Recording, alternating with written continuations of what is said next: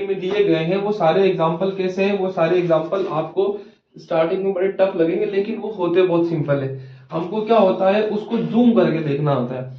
जब हम जूम करके देखेंगे तो हमें दिखाई देगा वाओ इट्स वेरी सिंपल। तो अब देखेंगे ध्यान से इसको कैसे जूम करेंगे हम। देखिए यहाँ पे आपको दिखाई दे रहा होगा 3.7 माइनस में, और यहाँ पे दिखाई दे रहा होगा 3.7।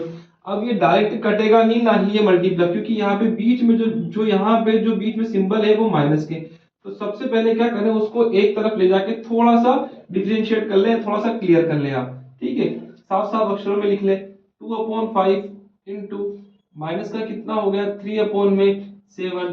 ठीक, अब ये वाली जो पूरी वैल्यू इसको भी यहाँ लिख ले, माइनस का 3/7 इंटू 3/5, और ये बचा कुचा जो आपके पास है 1/14 इसको ये लिख ले। ठीक है, अब आप देखेंगे, अब आप पाएंगे कि इन दोनों में 3/7 कॉमन क्या है, 3/7 कॉमन है। आप चाहे तो पूरा माइनस कॉमन निकाल सकते हैं, तो ज्यादा इजी हो जाएगा आपके लिए सॉल्व करना। ठीक है, यहाँ पे 3/7 कॉमन है, देखिए कैसे निकालता हूं मैं इसको कॉमन। माइनस का 3/7 मैंने कॉमन ले लिया, अंदर कितना बचा, अंदर बचा 2/5 प्लस कितना बचेगा यहाँ पे 3/5। ये चमका कि नहीं चमका, चमका, आया समझ में। 2/5 यहाँ पे आपने सामने ले लिया, 3/5 आपने यहाँ पे ले लिया, 3/7 कॉमन आ गया, और ये माइनस का 1/14 ऐसा जैसा। ठीक है, अब देखें ध्यान से इसको सोल्व कर ले। हमेशा याद रखें, एक चीज हमेशा याद रखना कि अगर नीचे नीचे जो है वो संख्या सेम है तो उसका एलसीएम कितना आ जाएगा, हमेशा वही हो जाएगा, और ऊपर वाली संख्या ऑटोमेटिक ही प्लस हो जाएगी। तो कितना हो जाएगा, माइनस का 3/7 ऊपर कितना हो गया, इंटू, डायरेक्ट इंटू में लिख देता हूँ मैं, कितना हो जाएगा 5/5 यानी कि 1 हो गया है। देखा जाए तो लिखूं चाहे ना लिखूं कोई दिक्कत नहीं, तो सीधा कितना हो जाएगा माइनस में 3/7। ठीक, समझ में आया कि नहीं आया, 5/5 हो गया यानी कि 1 हो गया। ठीक है, सीधा हो गया, डायरेक्ट यहाँ पे माइनस उठा लेता हूँ कोई मतलब नहीं, तो सीधा वैल्यू आपके सामने कितना आ गया, माइनस का 1/14। ठीक है, ये बात समझ में, एक बार फिर से बता देता हूँ मैं आपको, ना समझ में आया हो। देखो ध्यान से, इसका एलसीएम कितना आएगा, 5 आएगा।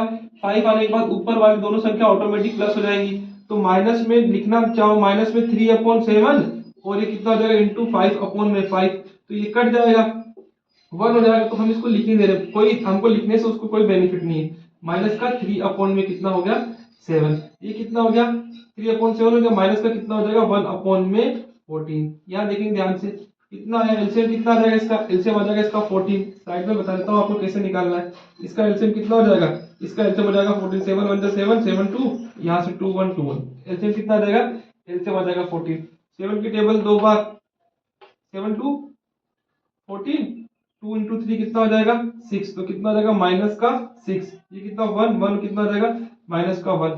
देखिए अब कितना आएगा आपके पास आंसर, माइनस का 7/14 और आंसर कितना हो जाएगा आपके पास माइनस में 1/2 आपका आंसर।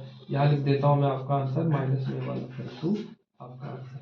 देखो ऐसे करके हम ऐसे करके हम जो क्वेश्चंस होते हैं उनको इजी कर सकते हैं। अदरवाइज क्या होती है, चीजें बड़ी टफ हो जाती है। अगर आप मैथ्स को, मैंने कहीं कुछ हुआ, कहीं कुछ काटा, कहीं कुछ घटाया, कुछ